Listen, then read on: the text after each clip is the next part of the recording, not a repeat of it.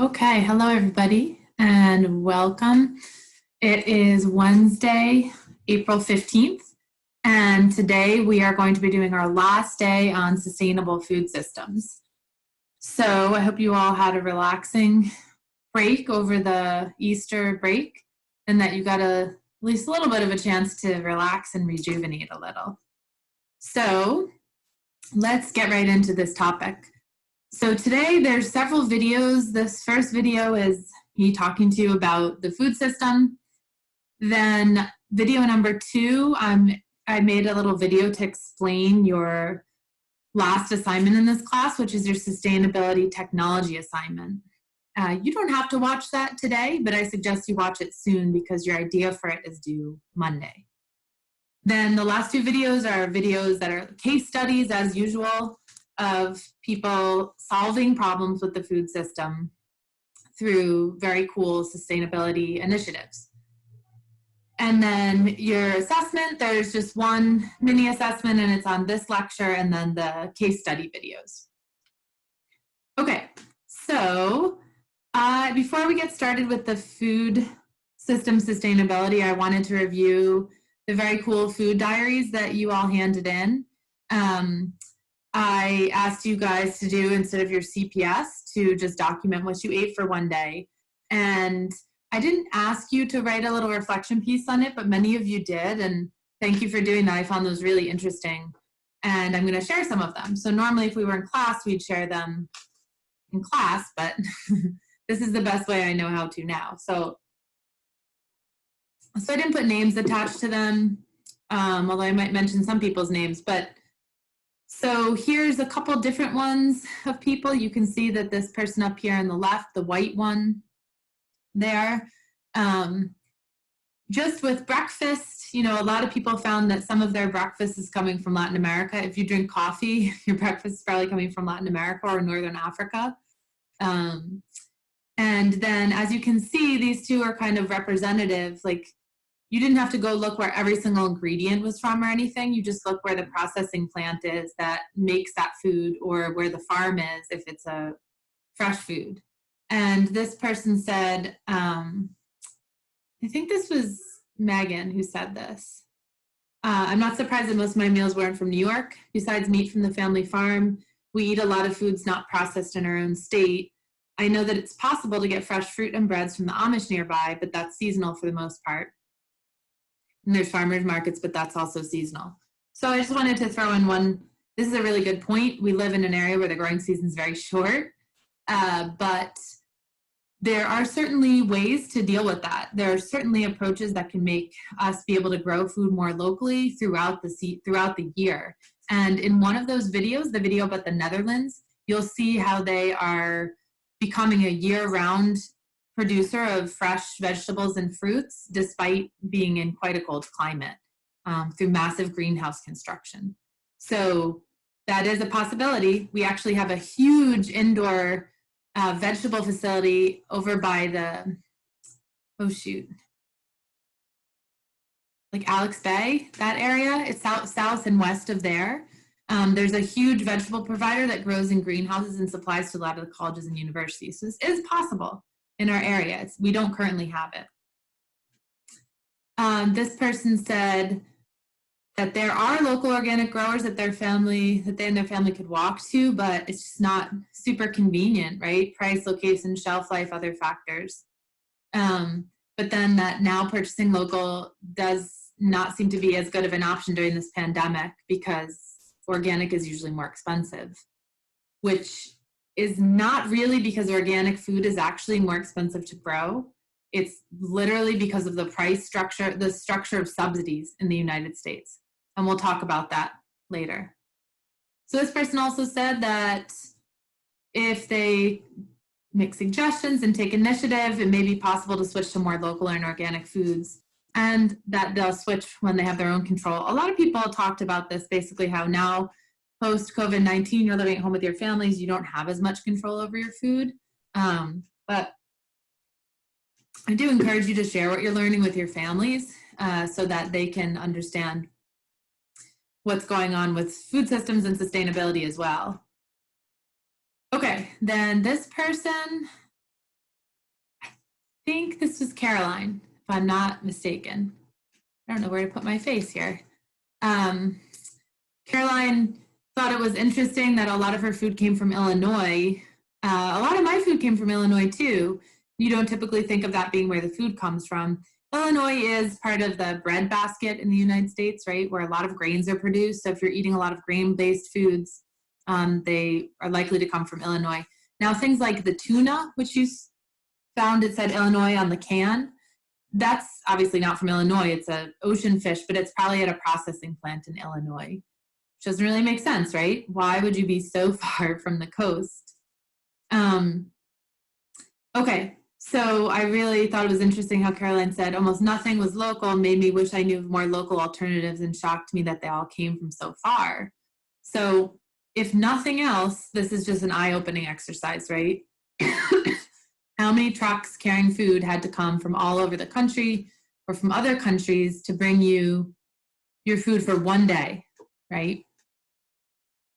And which of these things could you have purchased locally?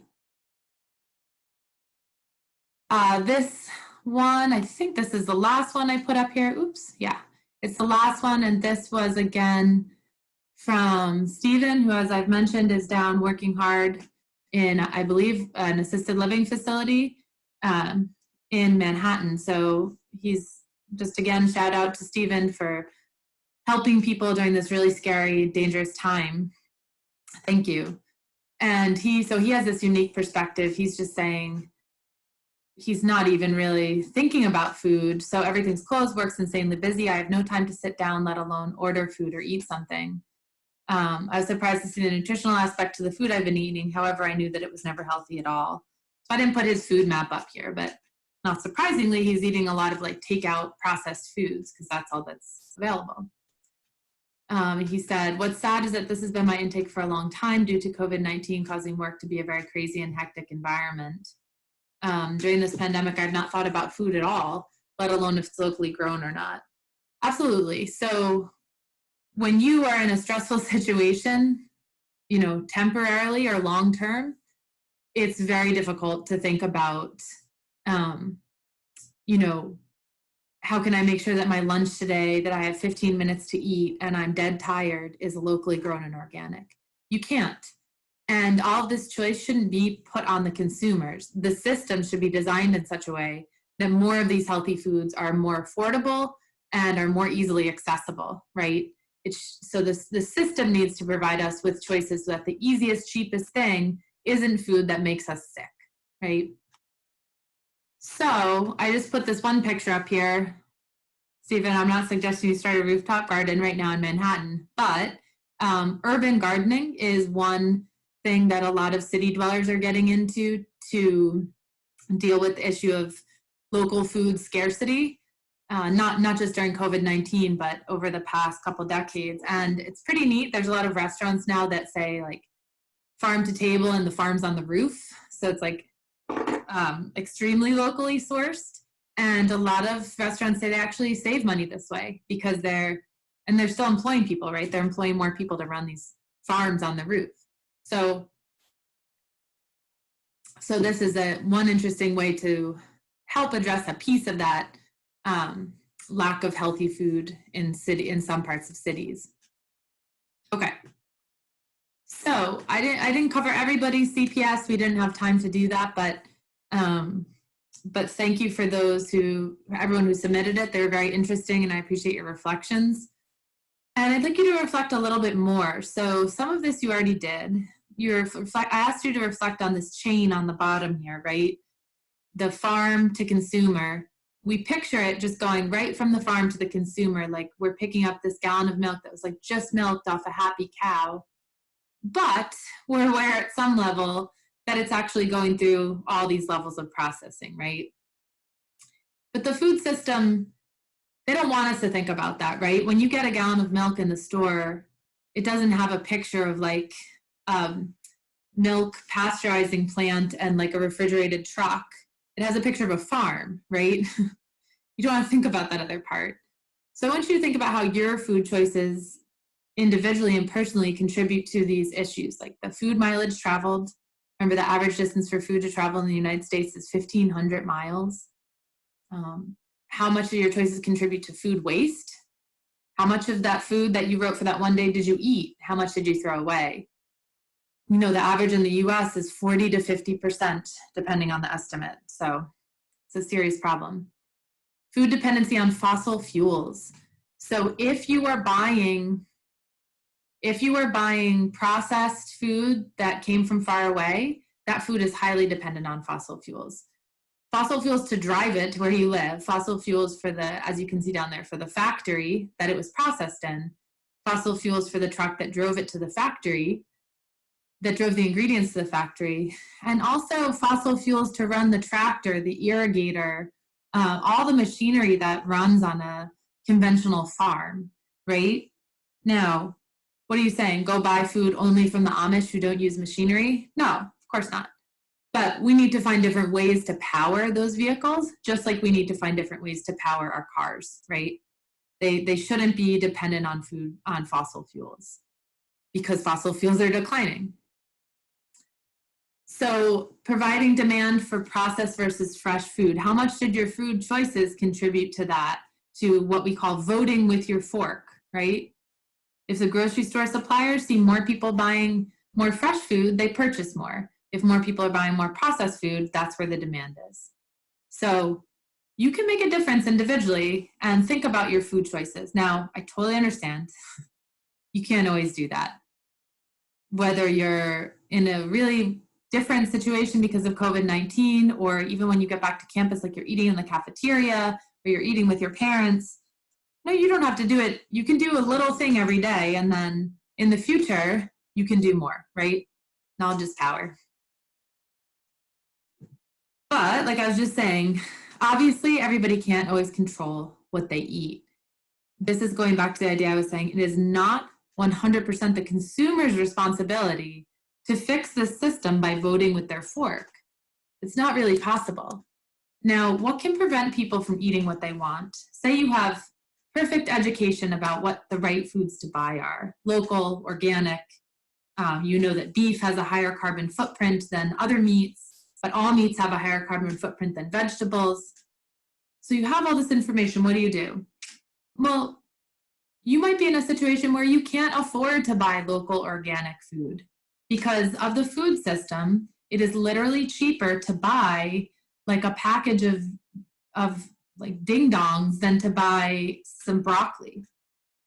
So if you ever watch the movie Food Inc., you'll see there's a really poignant chapter on this where a family is going to the grocery store and they don't make much money. They're about at the poverty line and they're trying to grocery shop and they want to purchase vegetables to make a stir fry, but they literally can't afford them. It's much cheaper for them to just buy like corn puff cereal and things like that.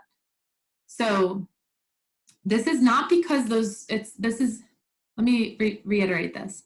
This is not because fresh, healthy food actually costs more.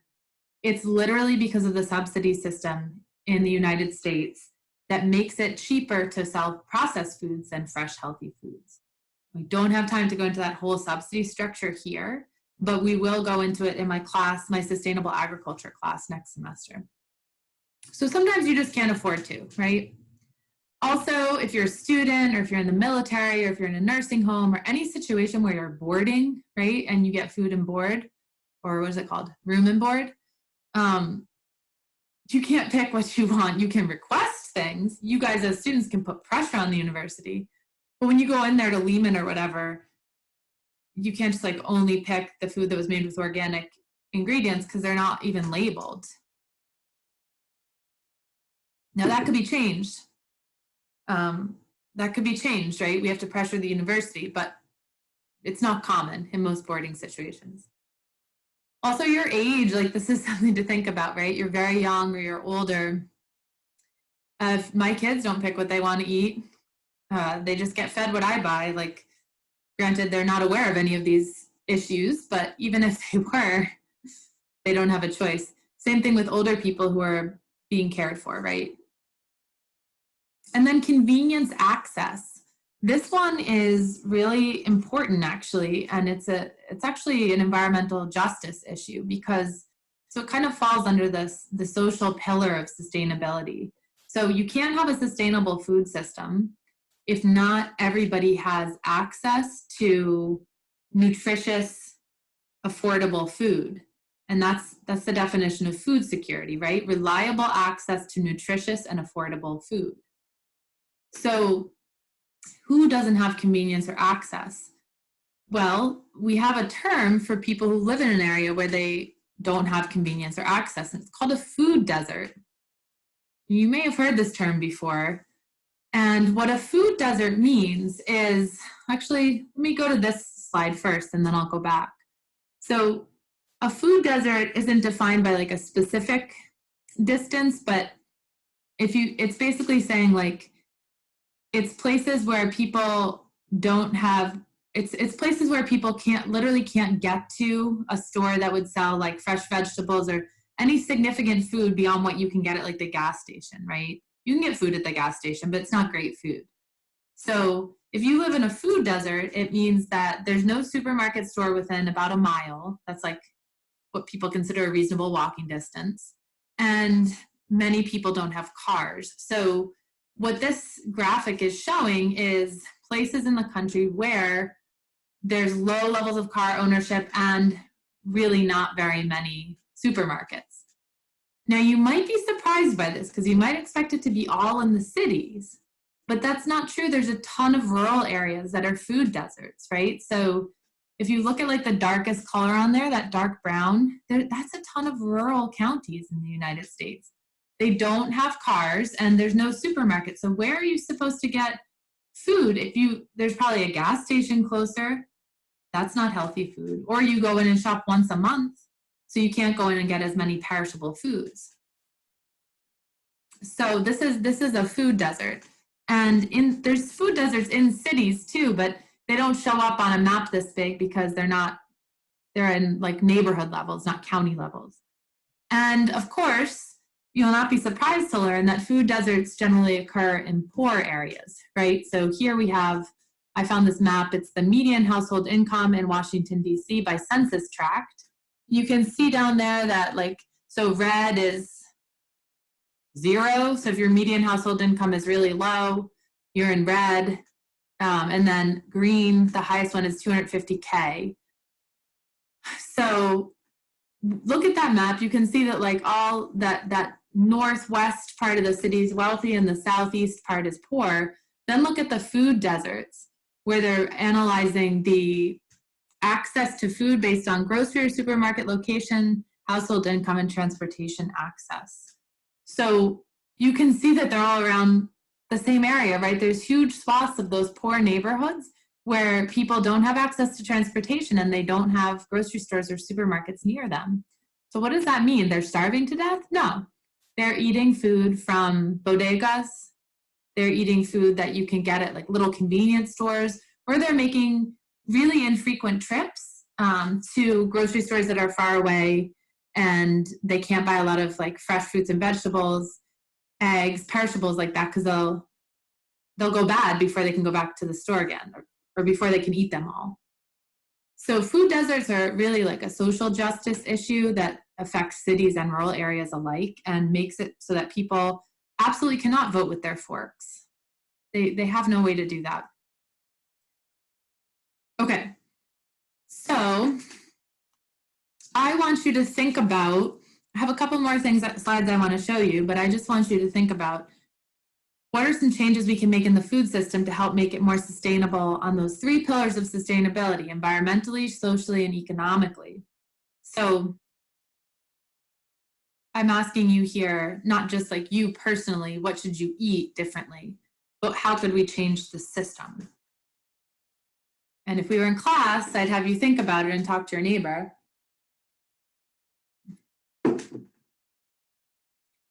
But we're not in class, so just give you that minute to think. And then I'm just going to show you a whole bunch of ideas I came up with. So there's nowhere to put my head in here. Over here. So there's tons of ways to improve the food system. We don't have time in this lecture, in this class, to go through all the possible changes that could be made with the food system to make it more sustainable economically, socially, and environmentally. But here's a couple ideas. Invest more in agricultural research. Our investment in agricultural research has been steadily declining since the 80s. That makes no sense because we have more people to feed. So we need to be figuring out innovative ways to grow crops so that we can feed 9 billion people. Subsidize organic farmers instead of industrial farmers. So literally right now, you can get higher subsidies for growing corn that nobody's going to eat, and that's going to be transformed into high fructose corn syrup and used in foods, and it's very unhealthy and leads to diseases like diabetes. It's easier to grow that corn, easier in terms of like you'll get more subsidies from the government than if you want to grow like organic peppers and tomatoes. So again, we can't go through this whole subsidy structure, but like the farm subsidies, like in the Farm Bill, are directed at large scale industrial farms, not at small farmers, and certainly not at organic farmers. So we need to restructure those subsidies so that we're encouraging farmers to grow healthy food, right? Not basically blocking them financially from being able to do that. We could tax processed food and subsidize healthy food in the stores. So like that family I was talking about in the movie Food Inc. Why would it be cheaper to buy a bag of potato chips than like a similar volume of carrots? It should not be. It should not be, because that's making it so that even people who want to eat healthily can't afford to. So that should not be, that should be changed. We could do that through taxes or subsidies. Incentivize young people to get into farming. The average age of a farmer who owns their own land and farms in the United States is 65 years old. That's not young. Farming's hard work. So how on earth, who is going to be doing this farming? If we don't get more people into farming, it's going to be all like, I don't know who's going to do the farming. It'll just be massive conglomerate farms run by industry with like undocumented labor working there and a manager who doesn't own the farm. So we should get some more people into farming. And we're pretty good at that around this region there, actually. Things you could do personally, community supported agriculture. So it's not too, doesn't make a ton of sense as a student unless you live off campus or live here year round. But you can, community supported agriculture basically means you buy a share in a farm and they give you vegetables all year. So I have a CSA share with Bird's Foot Farm in Canton, and I give them $350 in March, and they give me vegetables, a big box of vegetables every week all the way through October. So 350 sounds like a lot, but May to October I get a big box of vegetables, and I've done the math and it's cheaper than going to the grocery store for the same things. And it's local and it's organic. So those are great options. A couple other things here. So vote with your fork if you can, right? Purchase things that you know are organic or locally grown so that you're creating more demand for those things. And educate people. This is really important. A lot of people express surprise at where their food from one day came from. People don't think about this, right? Maybe COVID-19 is not the time to think about this. Maybe we just need to get the food that we can and forget about this till later.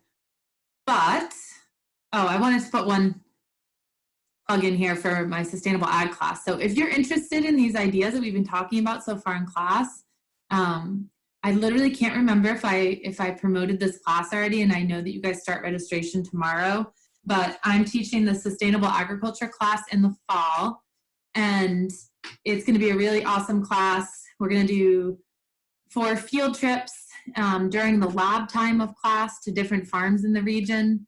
The rest of the lab times of the class you don't really meet. So you get 4 credits, but you don't have to go to all the labs. And you also get to learn about being a farmer yourself through growing microgreens in the Weiser Center and selling them to Pacey's. So if you find this food system work interesting, I encourage you to check out this class, see if it fits in your schedule and your graduation plans. So I'm really excited about it. Okay, so back to the point I was saying, or just to wrap this up, I guess, these are the last 2 slides. So is I can't, it's on everybody's mind. How is COVID-19 changing our lifestyles? And so one thing I've been thinking about is like, is COVID-19 actually making our food system more sustainable in a strange way? And I found some articles that are pretty interesting that basically like, true, absolutely. Some people don't have time right now to think about food, but other people are freaking out and trying to start these about food supply, and they have the time and the space to start their own gardens. So you may have heard of victory gardens, which is what we encouraged people to grow during World War I to increase food security in the country, right? So grow a garden wherever you live, in your yard, everywhere. And now people are, so basically like all I buy my seeds from a seed catalog every year. They are sold out of every seed and they're not selling again until midway through May. They literally are sold out of tomato seeds, corn seeds, radish seeds. Why? Because everybody's buying these seeds because everybody wants to increase the security of their own food supply. Not everybody, many people. So basically there's a lot of reporting happening on this now, how people are trying to turn to like home gardening. The other thing that's all bought out is chickens, chicks, and not just for Easter, but to start a chicken coop and have higher food security. So if you've ever had chickens yourself, you'll know that they're in for a stinky surprise, but people are getting worried about this stuff, right? Okay, so that's all for today, but I want you to check out these two videos, and they're two different ways that, just two from a vast selection of different ways that organizations and people are working to make our food systems globally more sustainable. So the first one is about farmers in the Netherlands and this massive, fascinating greenhouse system they have. And I want you to check that out and think about, could we do this in Northern New York? And then the food waste video, which is really interesting as well, and features the same character from the Nature Conservancy, the same man, I forget his name, who presented you with the Zero Waste Lifestyle video the last time. So I hope you enjoyed those videos. And then just a couple announcements. So you do have your number 8 CPS is due this Sunday at midnight. It's the normal, back to normal schedule. And then on Monday, an idea for your sustainable technology or initiative presentation is due. This isn't a huge presentation. On Monday, all you have to do is submit a 1-sentence idea to me on Moodle. So watch the presentation where I talk about that, and email me if you have any questions. Let me know. Okay, I hope you're all doing well and that you enjoyed this week.